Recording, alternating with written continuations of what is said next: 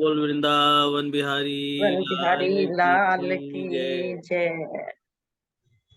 जय जय। हरि जी मेरी लागी लगन मत तोड़ना, प्रभु जी मेरी लागी लगन मत तोड़ना, हरि जी मेरी लागी लगन मत तोड़ना।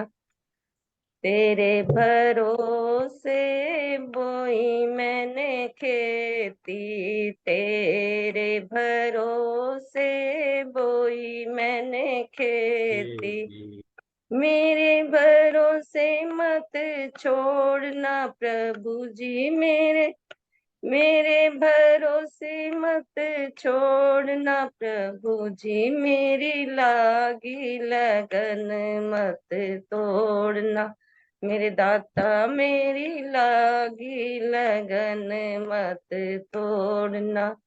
तू ही मेरा सेठ है, तू ही साहूकार है, तू ही मेरा सेठ है, तू ही साहूकार है। ब्याज पे ब्याज मत जोड़ना, प्रभु जी मेरे ब्याज पे ब्याज मत जोड़ना, प्रभु जी मेरी लागी लगन मत तोड़ना, हरि जी मेरी लागी लगन मत तोड़ना।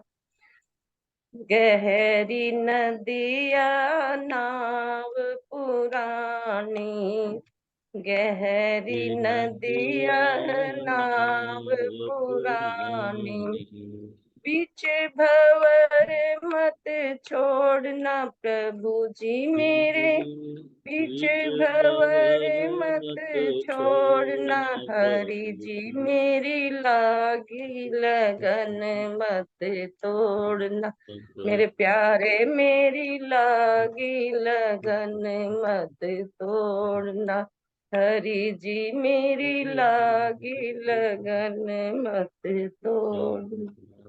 बोल भाग्य बिहारी लाल की जय। साथी दुख में ना कोई, मेरे राम साचा, एक तू ही दूजा ना कोई, सुख के सब साथी दुख में ना कोई, ना कुछ तेरा ना कुछ मेरा, ना कुछ तेरा ना कुछ मेरा, ये जग जोगी वाला फेरा, ये जग जोगी वाला फेरा, राजा हो या रंक सभी का, अंत एक सा हो,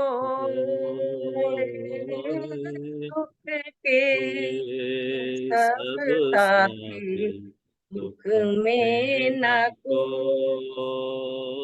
मेरे राम मेरे मेरे राम साचा, एक तू ही दूजा न को,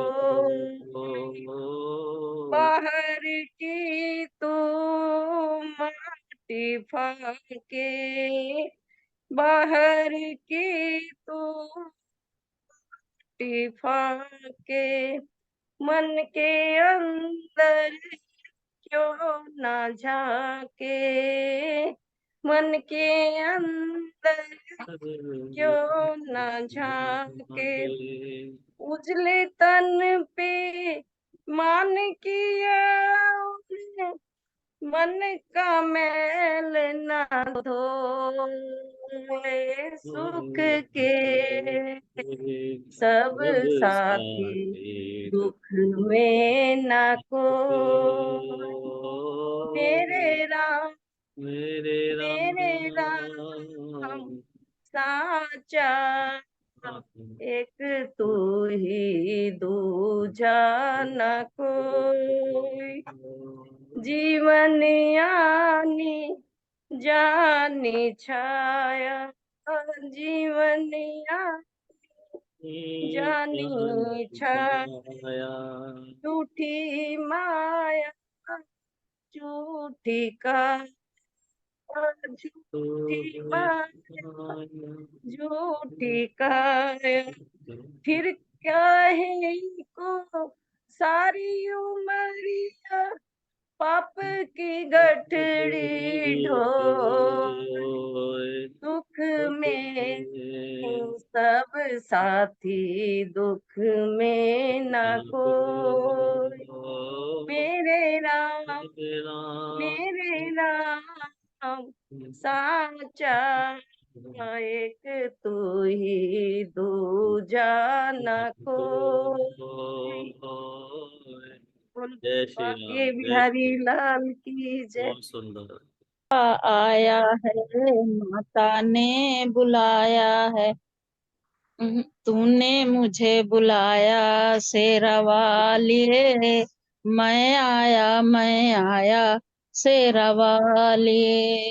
सारा जग है एक बंजारा, सबकी मंजिल तेरा द्वारा।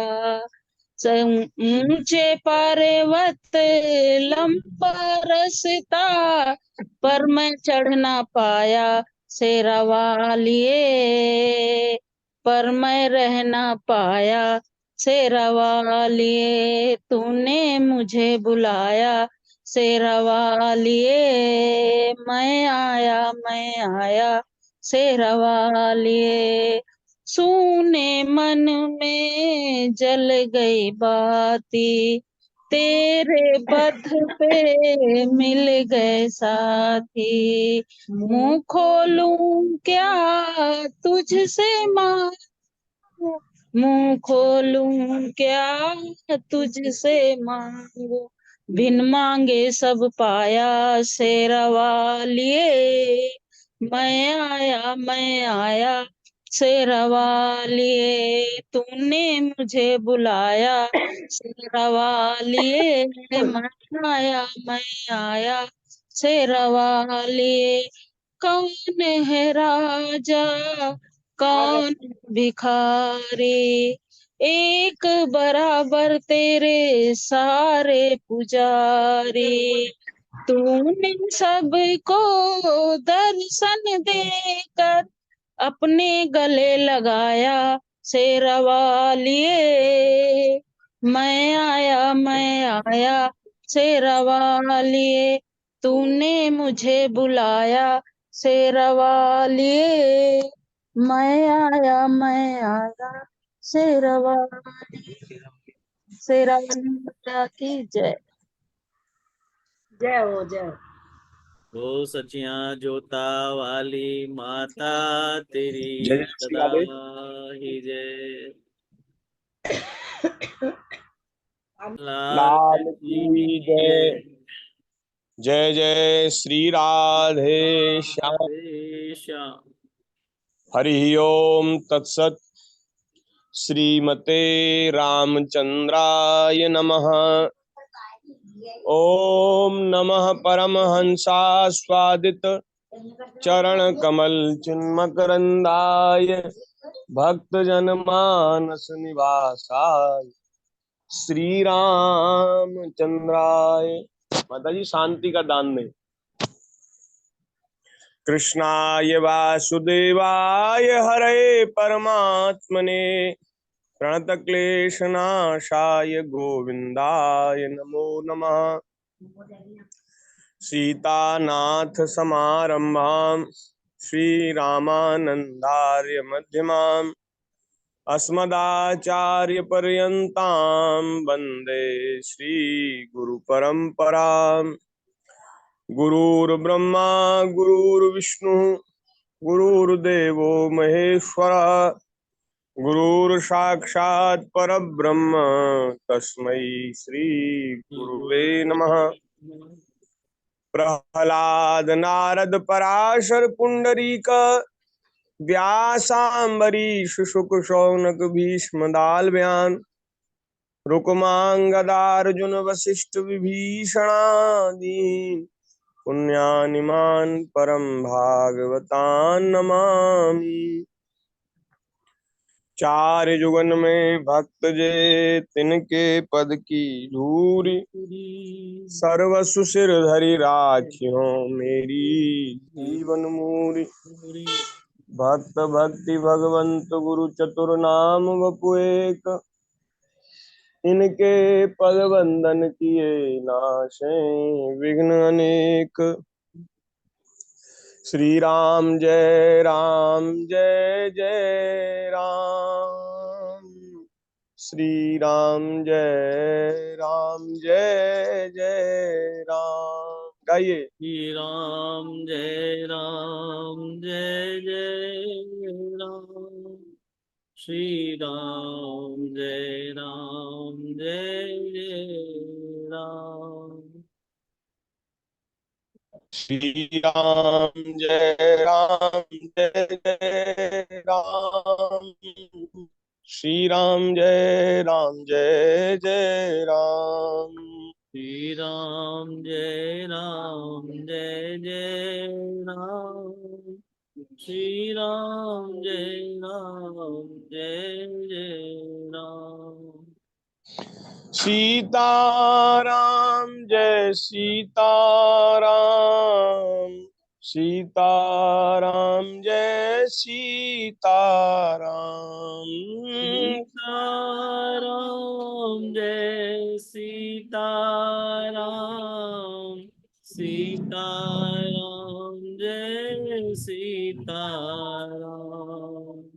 राधे श्याम जय राधे श्याम राधे श्याम जय राधे श्याम राधे श्याम जय राधे श्याम राधे श्याम जय राधे श्याम जय गौ माता जय गोपाल भक्त वत्सल प्रभु दीन दयाल।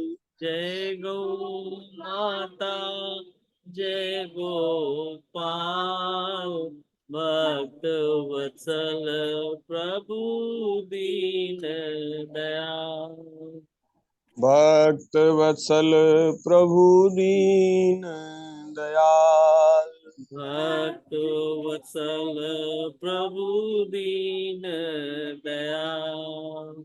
श्री राम जय राम जय राम श्री राम जय राम जय जय राम श्री राम जय राम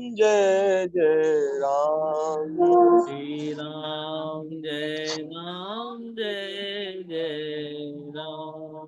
बोलिए श्री वृंदावन बिहारी लाल की जय। जय श्रीमद् भागवत महापुराण की जय। जय श्री सुखदेव जी महाराज की जय। जय श्री सद्गुरुदेव भगवान की जय। जय सब संत हरि भक्तन की जय। जय काशी कोश श्री ब्रजमंडल धाम की जय। जय यमुना महारानी की जय। जय श्री गिरिराज महाराज की जय। जय श्री गौ माता की जय।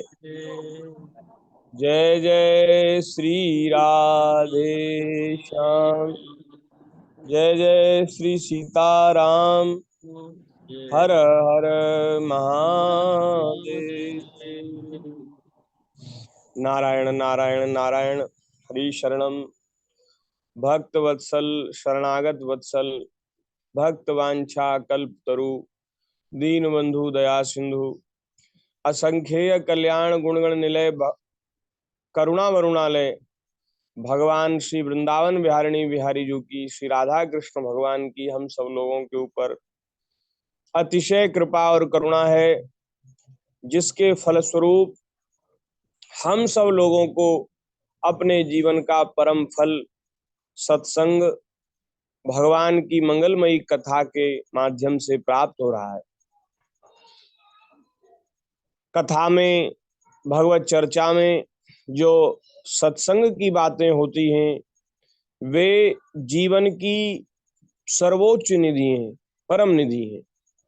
संसार में लगने लगाने की बात तो हम सब लोग निरंतर सुनते कहते ही हैं, लेकिन ये जो मनुष्य शरीर है संसार में लगने के लिए नहीं, ये भगवान में लगने के लिए। हमारे गुरुदेव भगवान पूज्य महाराज जी कहते हैं कि और शरीर तो सब भोग भोगने के लिए हैं। अच्छे बुरे जो कर्म हमने किए उनके परिणाम के अनुरूप, उनके परिणाम के स्वरूप जैसे सुख दुख, अच्छे बुरे फल हमको मिलने वाले हैं, वे सब भोगने के लिए दूसरे शरीर हैं। जैसे नारकीय योनियां हैं, उनमें दुख भोगने के लिए जीव जाता है, और जो देवता आदि की योनियां हैं, पुण्य योनियां हैं, उनमें अपने पुण्य भोगने के लिए जीव जाता है। तो सुख दुख भोगने के लिए तो शरीर है, लेकिन बोले मनुष्य शरीर तो बोले भाई भजन साधन के लिए है। ये सुख दुख भोगने के लिए नहीं है, ये नया कर्म करने के लिए है, नया साधन करने के लिए है। इसीलिए इसको साधन धाम कहा गया। गोस्वामी जी ने कहा साधन धाम मोक्ष कर द्वारा। ये साधन धाम है, मोक्ष का द्वार है। तो संसार में लगने की बात हम लोग कहते सुनते हैं, वे बातें हमारे कल्याण की नहीं है। हमारे कल्याण की बात है सत्संग की बात। संसार से, शरीर से थोड़ा निकल करके हम अपने परलोक का चिंतन करें, और परलोक में, परमार्थ में उसका चिंतन करते हुए हम अपने स्वरूप को समझें, और जिसलिए मनुष्य शरीर है, मनुष्य जीवन है, उस काम को करके, भगवान का भजन करके, हरि भजन करके अपने जीवन को सार्थक करें। तो भगवान की दया से ऐसा अवसर हम लोगों को प्राप्त हो रहा है कि कुछ देर, थोड़ी सी देर अपने अपने घरों में बैठकर विज्ञान के उपयोग से हम सब लोग भगवत चर्चा करके, श्रीमद् भागवत जी की चर्चा करके सत्संग प्राप्त कर लेते हैं और अपने समय को सार्थक कर लेते हैं। तो कई महीनों से क्रम चला रहा है। बीच बीच में थोड़ा झंझटों में उलझे रहने के कारण, प्रपंच में उलझे रहने के कारण थोड़ा बीच में विक्षेप भी होता है, लेकिन फिर भी ठाकुर जी की दया से आज पुनः हम लोग कई दिनों के बाद सत्संग के लिए उपस्थित हैं। अंतिम दिन दिल्ली में श्रीमद् भागवत जी के 21वें अध्याय का वेणु गीत की चर्चा हम लोगों ने की थी। तो वही वेणु गीत की चर्चा थोड़ी रह गई है 21वें अध्याय की, तो उसकी चर्चा हम आज करेंगे, उसका पवित्र स्मरण करेंगे। आप सब लोग बड़े प्रेम से सावधान होकर के श्रवण करें। बोलिए भक्त वत्सल भगवान की जय। आवाज ठीक आ रही है जी? हाँ, ठीक। श्री वेणु गीत में श्री सुखदेव जी महाराज ने श्री परीक्षित जी को वह सुंदर प्रसंग सुनाया है कि सुखदेव जी कहते हैं कि जब प्यारे श्री कृष्ण मनमोहन जीवन धन गायों के साथ, ग्वाल वालों के साथ वन में चले जाते, तो उस समय उनके चले जाने के बाद जब जाते हैं तो गोपियां मार्ग में उनका दर्शन करती हैं, अपने सब काम छोड़ करके मार्ग में आ जाती हैं, जिस मार्ग से श्री ठाकुर जी जा रहे हैं, और सब काम छोड़ के दर्शन करती हैं। और जब महाराज दोपहर में चले जाने के बाद जब उनको वियोग, भगवान का वियोग असह्य हो जाता है, तो वे सब लोग अपने अपने घर के काम से निवृत्त होकर के आपस में बैठकर चर्चा करती हैं। वे उस समय भगवान की रूप माधुरी, भगवान के सौंदर्य, भगवान के स्वभाव की चर्चा करती, स्वरूप की चर्चा करती हैं। और जिस प्रकार से भगवान वेणु बजाते हैं, मुरली बजाते हैं, और मुरली की धुन सुन करके पूरी त्रिलोकी की जो हालत होती है उसकी चर्चा गोपियां आपस में करती हैं। तो ये प्रसंग, इसकी चर्चा हम लोग कर रहे थे। गोपियां कहती हैं कि अरे सखियों, इन नेत्रों का फल क्या है, ये नेत्र विधाता ने हमें क्यों दिए। वे कहती हैं नेत्रों का बस मैंने तो यही फल समझा है। एक गोपी कहती है मैंने तो यही फल समझा है कि जब प्यारे श्री कृष्ण गायों के साथ वन में जाते हैं और गायों के साथ फिर वन से आते हैं शाम को गोधूली वेला में, उस समय अपने सखाओं से घिरे रहते और श्री बलराम जी के कंधे पर अपना हाथ रखते हुए और एक हाथ से बांसुरी अपने अधर पर धारण किए हुए और सुंदर श्रृंगार किए हुए ठाकुर जी वन के पुष्पों से, वन के रंग बिरंगी धातुओं से, चित्रों से ठाकुर जी का श्रृंगार कर देते हैं सखा। तो उस समय भगवान का दर्शन करके ये हम लोगों के नेत्र सफल हो जाते हैं। इसका मतलब ये है कि यदि इन नेत्रों से भगवान का दर्शन नहीं किया तो भैया नेत्र व्यर्थ हो गए। ये नेत्र तभी सफल होंगे, तभी सार्थक होंगे जब इन नेत्रों से इस प्यारे श्री कृष्ण का दर्शन किया जाए। तो भैया अपने नेत्रों को सफल करते हो, सार्थक करते हो, भगवान के दर्शन के लिए लालायित रहना चाहिए। और भगवान के जो श्री विग्रह हैं हमारे वृंदावन में, जो प्राचीन श्री विग्रह हैं, उनके रूप में भी भगवान विराजमान हैं। श्री राधा रमण जी, राधा वल्लभ जी, श्री राधा श्याम सुंदर जी, श्री राधा दामोदर जी, श्री बांके बिहारी जी, और जहां तहां भगवान के सुंदर स्वरूप विराजमान हैं, उन स्वरूपों के दर्शन करने से भी नेत्र सफल होते हैं। और भगवान के स्वरूप ही माने जाते हैं संत। चलते फिरते भगवान हैं संत, तो संतों के दर्शन से भी नेत्र सफल होते हैं। जब भैया कोई भगवान के प्यारे संत का दर्शन हो जाए तो समझना चाहिए कि हम हमारे नेत्रों का फल हमें मिल गया। संसार की चमक दमक देखने के लिए नेत्र नहीं है, संसार के भौतिक जो विलास हैं उनको देखने के लिए नहीं है।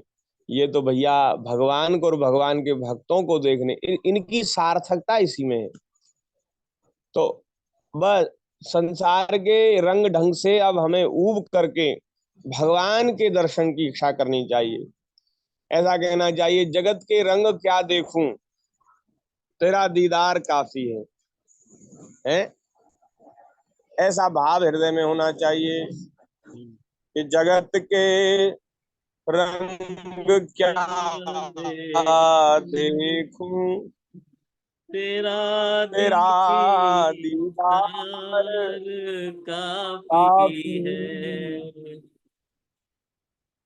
क्यों भटकूं गैरों के दर पे, क्यों भटकूं गैरों के दर पे, तेरा दरबार काफी है, तेरा दरबार काफी है।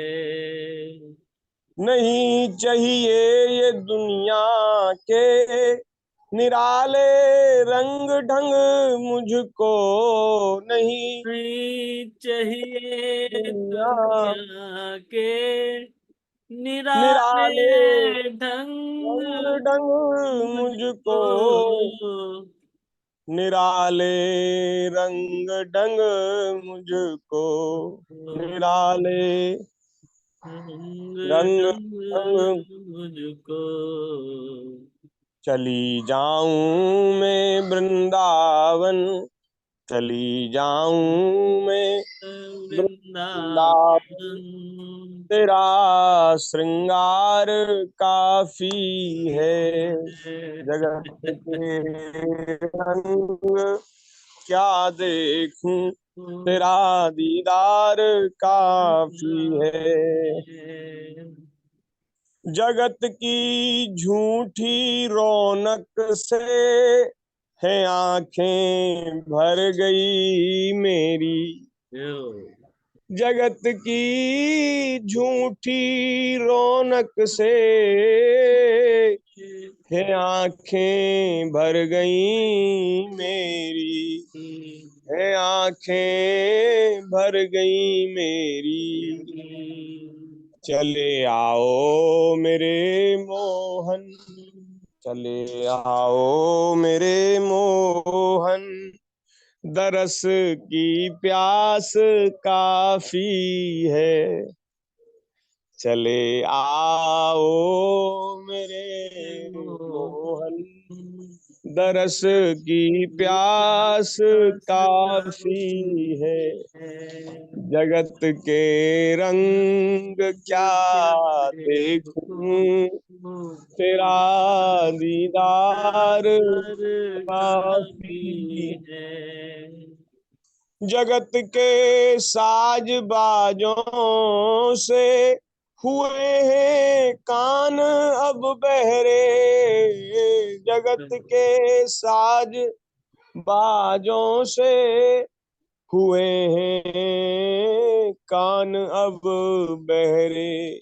कहाँ जाके सुनूं बंसी, कहाँ जाके सुनाई देगी बांसुरी? वृंदावन में। इसलिए यहाँ आके सुनूं बंसी, मधुर वो तान काफी है। मधुर वो तान काफी है। जगत के रंग क्या देखूं, तेरा दीदार काफी है। जगत के रंग क्या देखूं, तेरा दीदार काफी है। तेरा दीदार काफी है। बोलिए भक्त वत्सल भगवान की जय।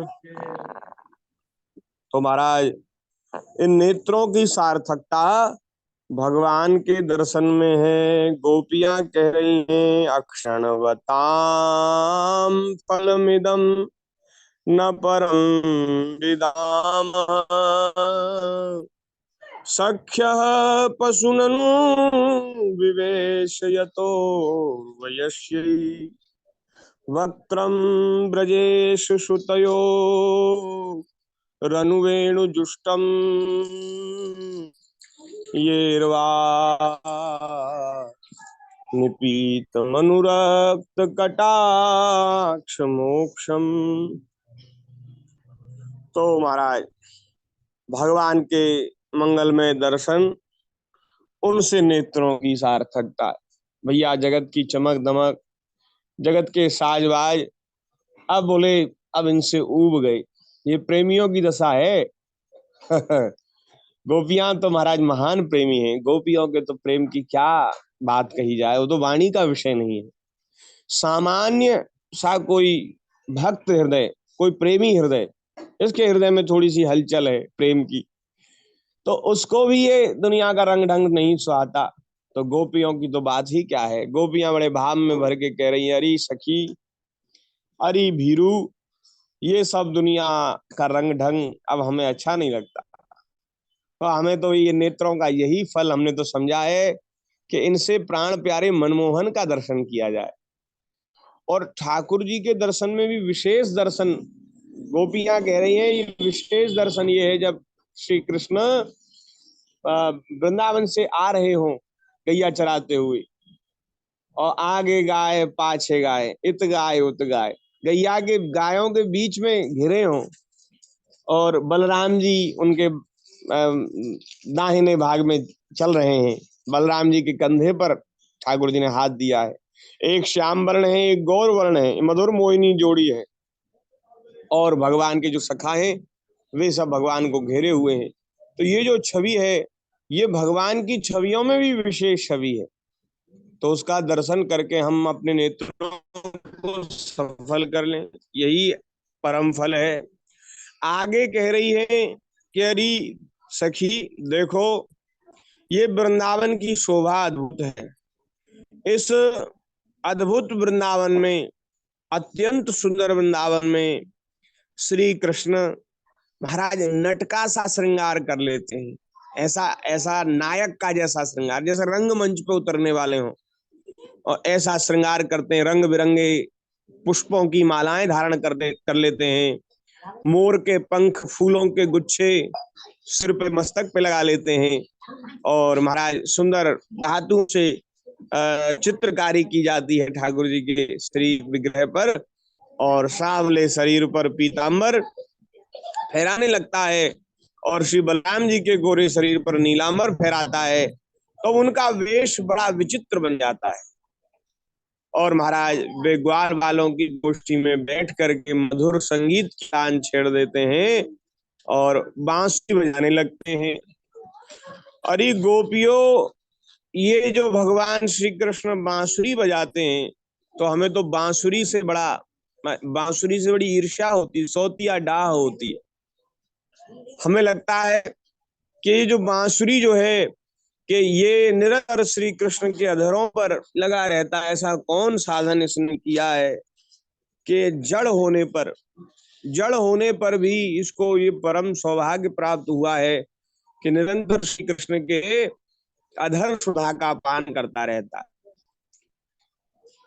सखी, ये जो वृंदावन है, वृंदावन की जो भूमि है, ये वैकुंठ को भी तिरस्कृत कर रही है। पृथ्वी की कीर्ति को बढ़ा रहा है वृंदावन। क्यों? क्योंकि ये यशोदा नंदन श्री कृष्ण के चरण कमलों से चिन्हित हो रहा है। भगवान के चरण यहाँ पड़े हैं, इसलिए वृंदावन की तो महाराज महिमा पूरे ब्रह्मांड में छाई है। इससे पृथ्वी की भी वाह वाह हो रही है, पृथ्वी की भी कीर्ति बढ़ रही है। आहा, जब श्री कृष्ण मोहिनी मुरली बजाते हैं तो क्या होता है? बोले मोर मतवाले होकर उसकी ताल पर नाचने लगते हैं। ये देखकर पर्वत की चोटियों पर विचरने वाले सभी पशु पक्षी चुपचाप शांत होकर खड़े रह जाते हैं। अरे सखी, जब प्राण वल्लभ श्री कृष्ण विचित्र वेश धारण करके बांसुरी बजाते हैं तो हिरनियों की क्या दशा हो जाती है। तो कह रही है, हिरनियां अपने पतियों को छोड़ जाती हैं, अपने बाल बच्चों को छोड़ जाती, और भगवान श्री कृष्ण जहां बैठकर, पर्वत की शिला पर बैठकर जहां बांसुरी बजा रहे, वहां आकर के चुपचाप खड़ी हो जाती, अपने कानों को खड़ा कर लेती हैं। ऐसा लगता है कि इन कानों के दोनों में भर भर के उस रस का पान कर रही हो। तो कह रही गोपी, अरे सखी, हमसे तो अच्छी ये हिरनियां हैं। वास्तव में इनका जीवन धन्य है, क्योंकि हम गोपी होकर के भी अपने आप को उनके चरणों पर न्यौछावर नहीं कर पाती, लेकिन ये हिरनियां अपने आप को श्री कृष्ण पर न्यौछावर कर देती, इसलिए हिरनियां धन्य है। और हिरनियों की बात कहकर स्वर्ग की देवियों की बात कही, स्वर्ग की अप्सराएं, देवांगनाएं, और महाराज उनके लिए कह रही है कि जब ये देवांगनाएं अपने पतियों के साथ विमानों पर बैठ करके जो आकाश मार्ग से जाती हैं और इधर श्री कृष्ण बांसुरी की तान छेड़ देते हैं, तो उनकी दशा निराली हो जाती है।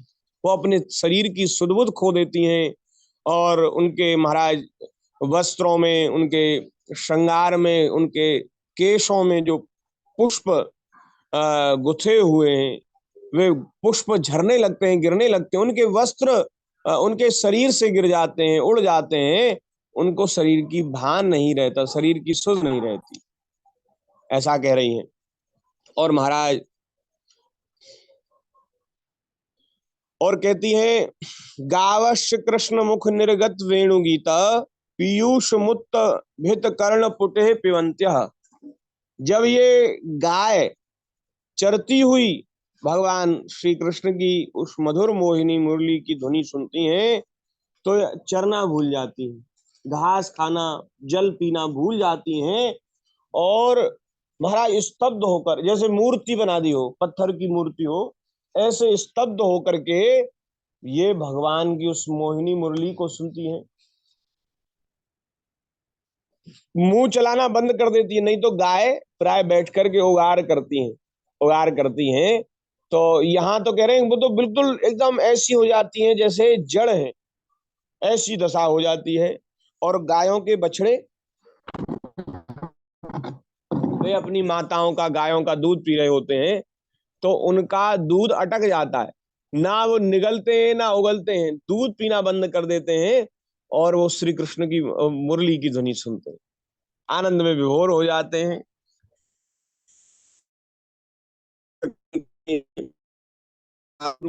गोपियां अति सखी, करों की बात जाने दो, वृंदावन के पक्षियों को तुम नहीं देखती हो, उन्हें तो पक्षी ही कहना भूल है। ये पक्षी नहीं है वृंदावन के, जिस पक्षी के सामने नहीं है। बड़े बड़े ऋषि मुनि महात्मा तपस्या करके इस लाभ को नहीं पा पाते, और लाभ इन पशु को पा रहा है। जहाँ श्री कृष्ण बैठे हैं, मुरली बजा रहे हैं, वहाँ सब पशु क्या करे, पक्षी